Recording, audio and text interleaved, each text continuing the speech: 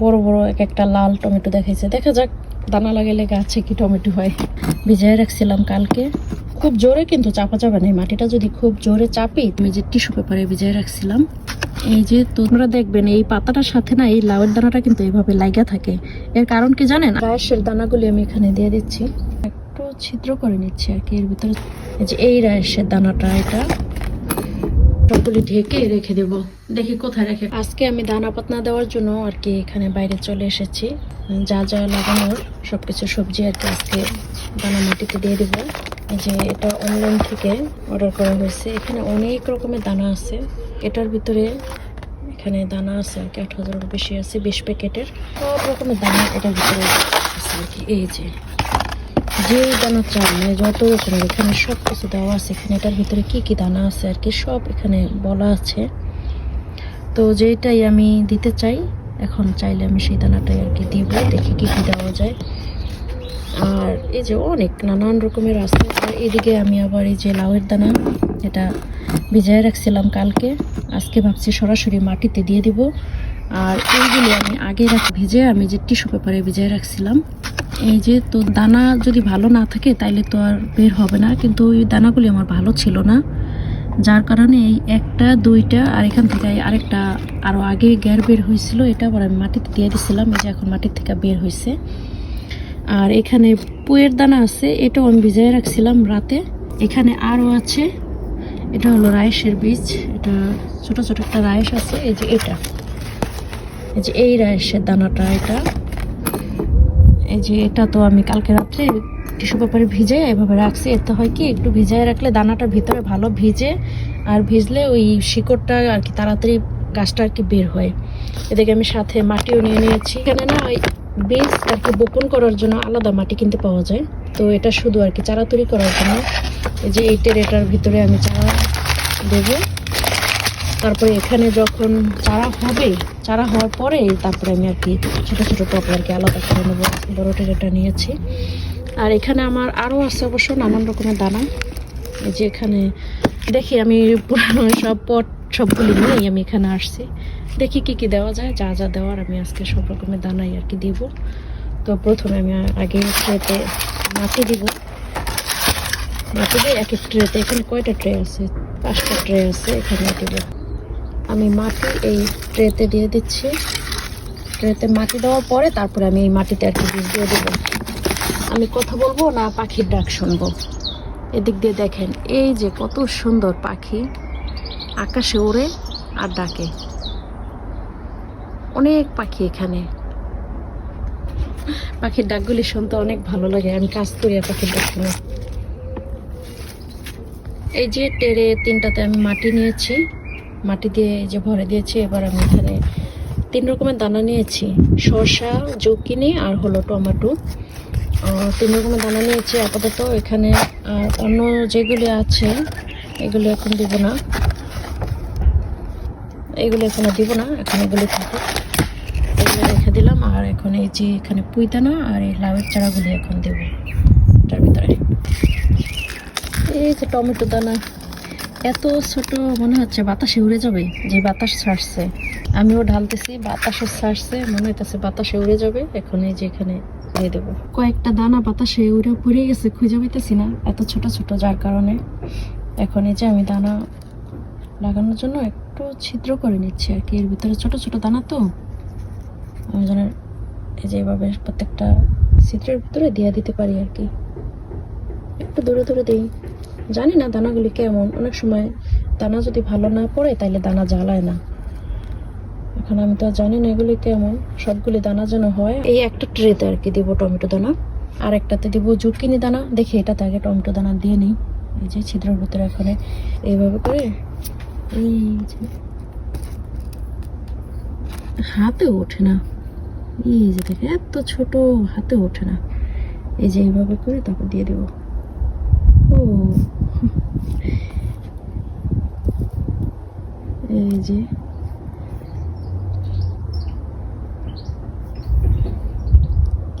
গেছে, এইভাবে করে প্রত্যেকটা দিয়ে দেবো। পুরো ট্রেতে আমি ছিদ্রগুলি করে নিয়েছি। এবার আমি দানাগুলি দিয়ে দিব। এখানে পেপারে তো দেখাইছে টমেটো বড় বড় এক একটা লাল টমেটো দেখাইছে। দেখা যাক দানা লাগাইলে গাছে কি টমেটো হয় আর গাছ জ্বালায় কিনা সেটাও দেখা যাক। সবগুলির ভিতরে আমি দানা দিয়ে দিয়েছি, ওই যে দেখা যাচ্ছে। তবে একটার ভিতরে 2টা 3টা করেও পড়ছে, কারণ এখানে টোটালে বলছে যে এখানে দানা আছে 80টা।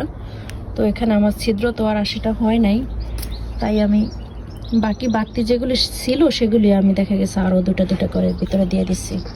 এবার আমি এভাবে করে উপরে ছিদ্রটা বন্ধ করে দেবো আর কি, আটকে দিয়ে দেবো। সব শেষে আমি যে হাত দিয়ে একটু আস্তে আস্তে চেপে দিচ্ছি, খুব জোরে কিন্তু চাপা যাবে না। মাটিটা যদি খুব জোরে চাপি তাইলে কিন্তু পরে দানা উঠতে যাবে না। তো হালকার উপরে আমি একটু আর কি মাটিটা আস্তে আস্তে বসাই দিতেছি। এরপরে এটাকে আমি ঢেকে ঘরে নিয়ে যাব, বাইরে রাখা যাবে না। বাইরে প্রচণ্ড পরিমাণে ঠান্ডা, আর এত ঠান্ডার ভিতরে বাইরে রাখলে এখন এই দানাগুলি জ্বালাবে না, তাই ট্রেগুলি আমার ঘরে নিয়ে যেতে হবে। তো টমেটোর এটা ডান, এটা শেষ হয়ে গেল। এখন আমি এখানে জুকিনি অ্যান্ড শসা দেখি, এখন আমি আগে শসাটা দিয়ে দিই। শসা দানাটা ভিজাইলে ভালো হতো, আমি তো আগে ভিজাই নাই। এখন একটু ভিজাই দিই, অল্প একটু ভিজাই, অন্যগুলি দেওয়ার পরে সবার লাস্টে দেবো শসা চারাটা। একটু ভিজাই দিলে ভালো হবে। এই যে একটু ভিজাই এটার ভিতরে ভিজাই একবার। আমি পুঁই দানা আর লাউ দানাগুলি এইটার ভিতরে দিয়ে দিই। দেখি লাউয়ের বিচিগুলি এটার ভিতরে দিয়ে দিই সব। যে আমি ঝুঁকিনের বিচিগুলো একটু ভিজিয়ে দিলাম। এবার এই লাউ দানা দেওয়ার জন্য আমি এখানে সোজা একটা দাগ কেটে নিতেছি, তাহলে আমার জন্য সুবিধা হবে, তাহলে লাইনটা বেঁকা হবে না।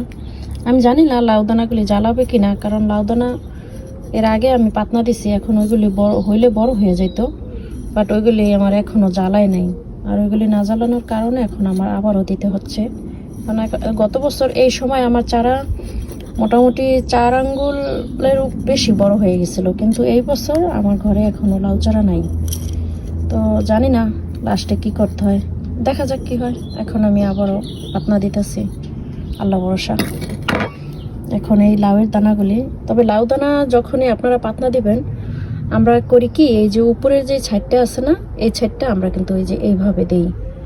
এই যেমন দেখা যাচ্ছে কিনা, এই যে এই উপরের ছাদটা কিন্তু আমরা এইভাবে দেই না, কিন্তু আসলে এইভাবে দেওয়া উচিত না, এই মাথাটা এইভাবে দেওয়া উচিত।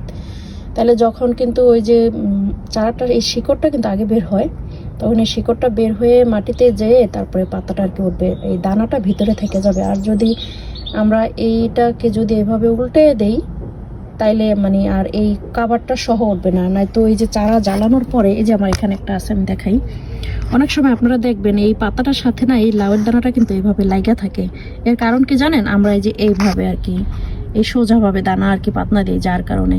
কিন্তু দানাটা যদি এইভাবে আমরা উল্টাইয়ে দিই, তাইলে এই যে দেখেন আমি উল্টাই দিছি, এখন কিন্তু আমার লাউয়ের দানা কিন্তু এই যে পাতার সাথে কিন্তু ওঠে নাই, দেখছেন?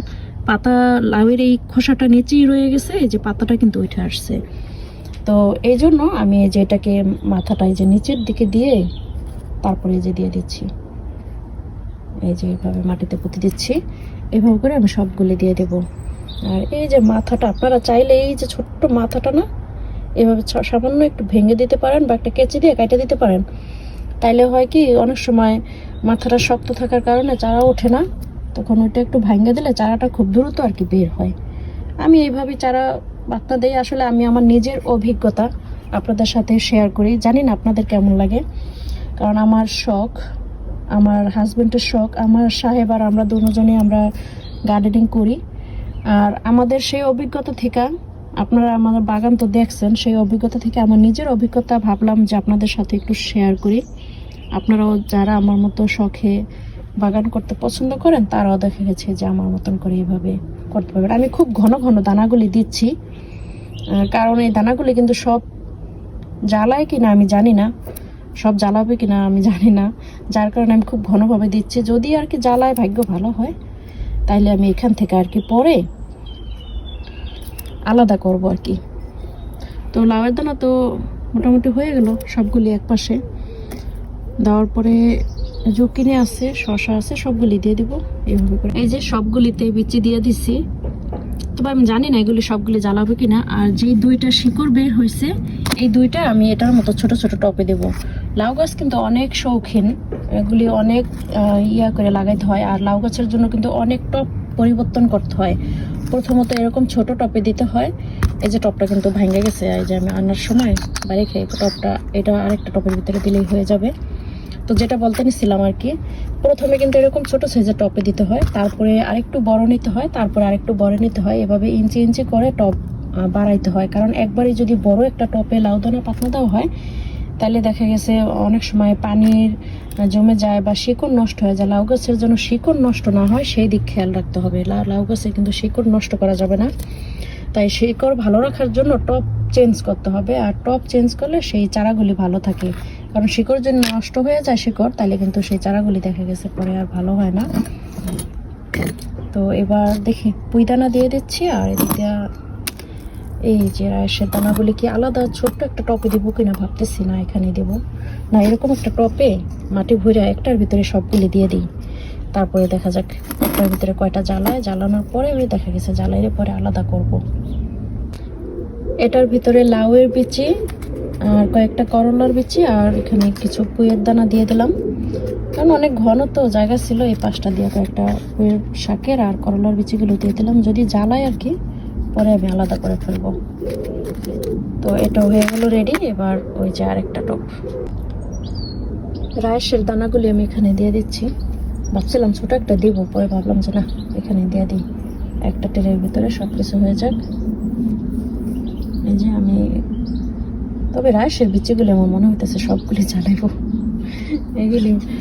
এইগুলি মিট যায় কম, মিট যায় হলো লাউ দানা, শশা, এখানে কি কি আছে, এই যে শশা, এই যে এটার ভিতরে করে, এটার ভিতরে শশা আর হলো ঝুঁকিনি, এগুলো এখানে দিয়ে দেবো। এই যে আমি দানা কিন্তু উল্টাই দেব, এই যে মাথাটা নিচের দিকে দেব, এতে দেখা গেছে ওই পাতাটা খুব সুন্দরভাবে ঘুরে আর কি উপরে উঠা যায়, আর নয়তো পরে দেখা গেছে পাতাটা ছিঁড়তে চায় না, চোখলা সহ ওঠে, অনেক সময় হাত দিয়ে টাইনা ছুটাইতে হয়। যারা এভাবে গাছ লাগান, যারা তৈরি করেন, তারা কিন্তু জানেন, আমি যে আসলে বুঝতে পারছেন।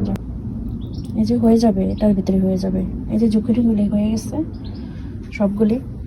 জুকিনি এখানে কয়টা ছিল দানা, এখানে জুকিনি দানা আছে 60টা, এই যে এখানে লেখা আছে 60টা দানা, 60টায় পুরো সবগুলি দিয়ে দিলাম। আর এখন দেবো শশাগুলি এই যে বাকি ছেদ্রগুলির ভিতরে শশাগুলিও দিয়ে দিচ্ছি।